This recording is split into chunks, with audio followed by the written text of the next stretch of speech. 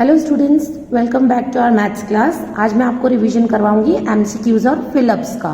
मैंने यहाँ पे कुछ एमसीक्यूज और फिलअप्स कंबाइन करके लिखे हुए हैं। Let's start the exercise. Here it is given 3,62,016। It is to be written in figures. इसे फिगर्स में लिखना है। तो पहले यहाँ पे 3 लाख, तो 3 लाख मैंने लिख दिया है। देन आपको पता है कि लाख में कितने जीरोस होते हैं? 5। तो मैंने यहाँ पर 5 ब्लैंक्स कर दिए। उसके बाद है 62,000, तो मैंने 62,000 की प्लेस पे लिख दिए। एंड 16, तो लास्ट में 16 लिख दिया। अब यहाँ पर 100 की जो जगह थी वो खाली थी, तो उसमें हम क्या ऐड करेंगे? 0। तो इस तरह लिखने से आपके आंसर्स रॉन्ग नहीं जाएंगे। Now next is 67,22,022। It is to be written in words. तो उसको किस तरह से लिखेंगे? 67,22,022 क्योंकि यहाँ पर 100 की प्लेस वैल्यू में 0 है, इसीलिए 100 को मैंने नहीं लिखा। Now next is the place value of 9 in 7,94,401 is dash. तो यहाँ पर 9 की प्लेस वैल्यू हमें लिखनी है। तो पहले हम 9 लिख देंगे, उसके बाद हम काउंट करेंगे कि कितने डिजिट्स हैं। 1 2 3 4। तो we will write here 4 zeros, 1 2 3 4। So ये क्या बन जाएगा? 90,000। Now how many angles are there in the given figure. हमें इसमें एंगल्स ढूंढने हैं कि इसमें कितने एंगल्स हैं। So let us count. This is 1 angle, 2 3 4 5। तो इसमें कितने एंगल्स थे? 5 एंगल्स। अभी आपको एमसीक्यू में भी पूछा जा सकता है या फिलअप में भी, it depends. Now which of the following shapes is closed. इसमें से आप बता सकते हैं क्लोज्ड शेप कौन सा है? यस, द बी को टिक करना है। इसमें से ये बी क्लोज शेप है। Now number 6, what is the perimeter of a square with side length 4 centimetre. अब यहाँ पर ये स्क्वायर है, इसकी एक साइड गिवी है, हमको गिवन है 4 सेंटीमीटर। इसका पेरीमीटर ढूंढना है। तो इसकी फॉर्मूला क्या होगी? 4 into L, that means 4 into 4। ये जो नंबर दिया है हमें 4। अब एग्जाम में ये नंबर्स चेंज होके भी आ सकते हैं। सो आप इसकी फॉर्मूला लर्न कर लेंगे। पेरीमीटर ऑफ स्क्वायर की फॉर्मूला क्या है? 4 इंटू एल। 4 मल्टीप्लाई बाय जो भी नंबर दिया हुआ है उसको मल्टीप्लाई करेंगे। 4 4 जा 16। तो पेरीमीटर ऑफ स्क्वायर क्या है? 16। एक बार आप लर्न कर लेना formula. Perimeter of a square is equals to 4 into L. Understood? Now next is what is 1/3 part of 30। 30 का 1/3 पार्ट क्या होता है? तो हमें इसे सॉल्व करेंगे। 1/3 मल्टीप्लाई बाय 30। अब यहाँ पर नंबर चेंज हो सकते हैं। हाँ, तो आपको देखना है मैं किस तरह से सॉल्व कर रही हूँ। 3 के टेबल में 30 कब आता है? 10 जा। तो 1/3 part of 30 is 10। Similarly how much is 1/4 part of 100। 1/4 part 100 का क्या होता है? तो 100 4 के टेबल में कब आता है? हम चाहें तो डिवाइड करके देख सकते हैं। सो हियर मैं पहले से ही आपको बता देती हूँ आंसर विल बी 25। 25 4 जा 100। ये आप डिवाइड करके देख सकते हैं।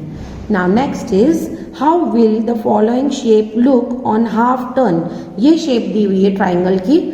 सी हियर, यहाँ पर ये शेप दी हुई है ट्राइंगल की। अगर हम हाफ टर्न करेंगे तो ये कैसा दिखेगा? सो मैंने आपको कैसा दिखाया था? ये है 1/4 टर्न ये, और ये है हाफ टर्न, यानी ये अपसाइड डाउन हो जाएगा, ये यूं हो जाएगा। Okay, now this is the answer. आपको ये एमसीक्यू में आएगा और आपको टिक करना होगा। Which of the following is not a multiple of 18। Multiple मतलब टेबल। अब इसमें से 18 के टेबल में कौन सा नंबर नहीं आता है, तो ये 18 वन जा 18 आता है। 18 के टेबल में 35, 18 टू जा तो 36 हो जाता है, तो ये नंबर नहीं आता, सो हम इसे टिक करेंगे। आगे भी हम लोग देख लेंगे। 18 थ्री जा 54 आता है ये। नाउ 18 टेन जा 180, इसका मतलब ये वाला नंबर ही नहीं आता है, सो हमें इसे टिक करना है। Which of the following is a factor of 75। अब हमें बताना है फैक्टर ऑफ 75 क्या है, यानी 75 किसके टेबल में आता है। 75 6 के टेबल में नहीं आता है, क्योंकि यहाँ पर पीछे 5 है, तो 5 ये 5 है इसीलिए 2 के टेबल में नहीं आता, तो 6 के टेबल में भी नहीं आएगा। अगेन 4 के टेबल में, अब ये लास्ट 2 डिजिट्स 4 के टेबल में आती है, वो हम डिवाइड करके यहाँ पर देख लेते हैं कि 4 के टेबल में 75 आता है या नहीं। तो 4 वन जा 4 और 35, सो 4 8 जा तो 32 होता है, इसका मतलब रिमाइंडर बच रहा है, इसका मतलब है ये 4 के टेबल में नहीं आता है। सो नेक्स्ट बचा 5, और हमें पता है लास्ट में 5 है, तो 5 के टेबल में तो ये जरूर आएगा, यानी ये इसका फैक्टर है। Okay, now the common factor of 16 and 12 is dash. तो ये इसमें भी आपको हो सकता है कि ऑप्शन में आए या फिलिप्स में आए, तो आप क्या करोगे, आप गेस करोगे 16 और 12 दोनों किसके टेबल में आते हैं, या तो इसके फैक्टर्स निकालो। चलो हम फैक्टर्स निकाल देते हैं। 16 के फैक्टर निकाले हम लोग। ओके, 16 किसके टेबल में आता है, 1 के टेबल में। 16 वन जा 2 के टेबल में, 2 8 जा 3 के टेबल में, 6 + 1 7 होता है, 3 के टेबल में नहीं आएगा ये। 4 के टेबल में आता है, 4 4 जा 16। नाउ 5 नहीं, 6 नहीं, 7 नहीं, 8 के में आ गया। Okay, now factors of 16 are 1 2 4 and 8 16। अब दूसरा दिया है नंबर 12, तो हम 12 के फैक्टर्स निकालेंगे। 1 12 जा 2 6 जा 3 4 जा, अब 5 नहीं है और 6 आ गया, सो फैक्टर्स मिलते हैं हमें 12 के। नाउ क्या करना है, इसके कॉमन फैक्टर निकालने हैं। तो कॉमन फैक्टर कौन से हैं इसके, 1 2 4। ओके, 1 2 एंड 4 इसके कॉमन फैक्टर्स है, 1 2 एंड 4। सपोज अभी आपको दिया हुआ हो यहाँ पर ऑप्शन में कि इसके कॉमन फैक्टर्स है 5 3 या 4, तो आप करोगे 4 पे टिक कि इसका कॉमन फैक्टर क्या है, 4। Understood. Now next, the common multiple of 4 and 5 is dash. तो हम इसका स्मॉलेस्ट कॉमन मल्टीपल निकालेंगे। मल्टीपल यानी टेबल, तो 4 का टेबल हम लिखेंगे, 5 तक लिखते हैं हम। 4 1 जा 4, 4 2 जा 8, 4 3 जा 12, 4 4 जा 16, 4 5 जा 20। अब 5 का टेबल लिखेंगे, 5 10 15 20 25। तो हमें स्मॉलेस्ट कॉमन मल्टीपल कौन सा मिला, 20, तो we will write here 20।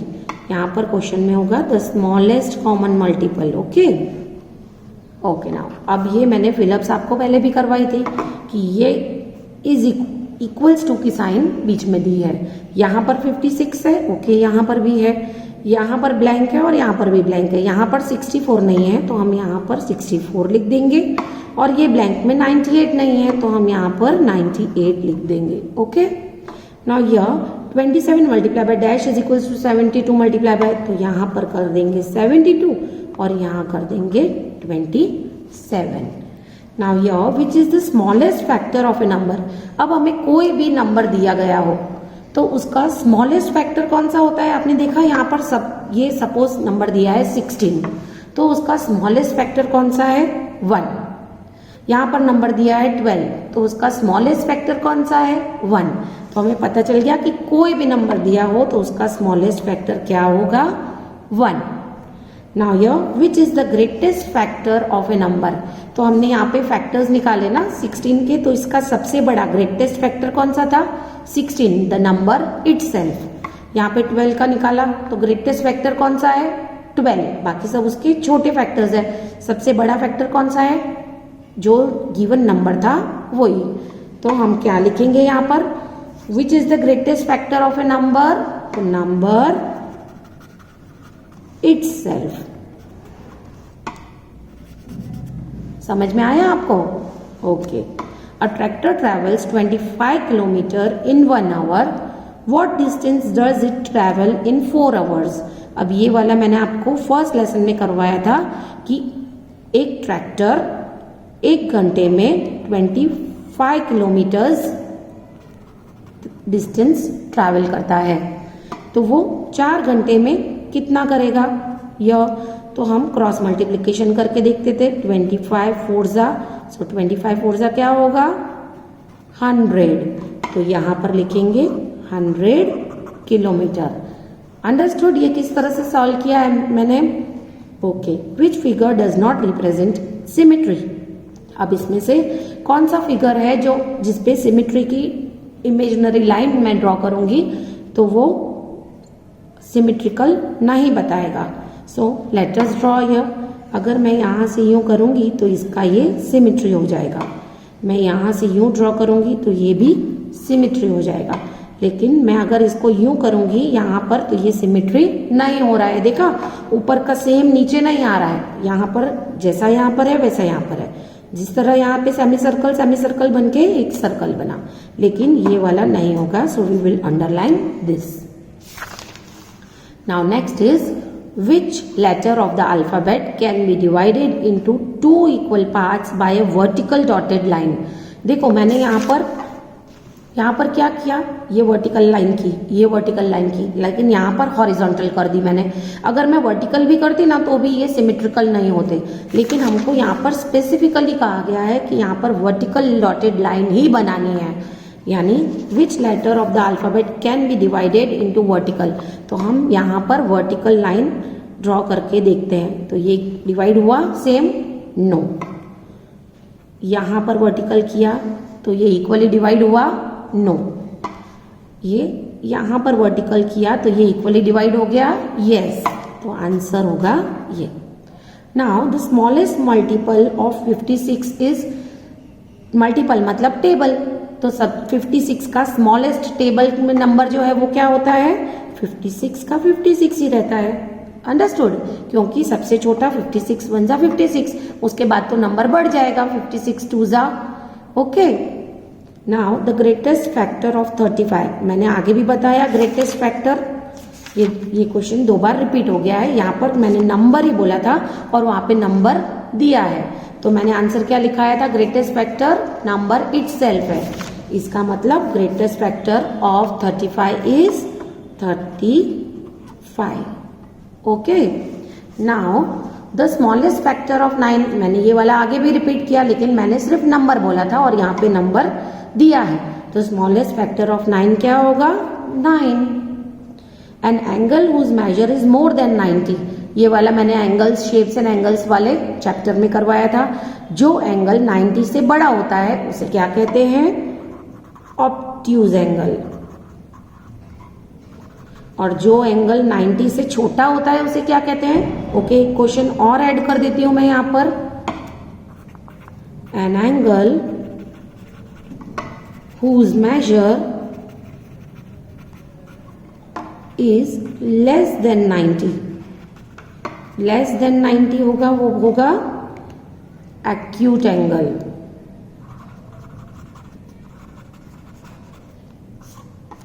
Now write the mirror image of happy. अब हमें इसकी मिरर इमेज लिखनी है, यानी मिरर में हम देखें कि इसकी इमेज कैसी होगी। सो ओके, दिख रहा है हैप्पी की इमेज, यस। तो मैं लिख देती हूं इसकी इमेज किस तरह की होगी। सी हैप्पी कैसे दिख रहा है, वाई उल्टा दिख रहा है ना, यस। यूं करके यूं दिखा वाई। ओके, अब पी, पी दिख रहा है यूं। ए सिमिलर ही दिख रहा है और एच भी ऐसे ही सिमिलर दिख रहा है। देखा आपने कैसे दिख रहा है मिरर इमेज, यस। अब इसमें वर्ड चेंज हो सकता है, ओके, एग्जाम में। नाउ आपके एमसीक्यूज और फिलअप्स तो यहाँ पर ख़त्म हो गए, लेकिन जब मैंने बुक्स चेक की आपकी यूनिट टेस्ट की तो मुझे लगा कि आप बहुत सारे बच्चों ने यहाँ पर इसको बनाने में, एरिया ढूंढने में गलती की है। तो मैंने 2 शेप्स लिए हैं और एक बार आपको फिर से सिखाती हूँ कि इसकी एरिया हमें कैसे फाइंड करनी होती है। यह सम फिगर इज गिवन, आपको एग्जाम में भी इसी तरह से कोई फिगर होगी। पहले हम फुल बॉक्स काउंट कर लेते हैं, जो हमारे फुल बॉक्सेस है।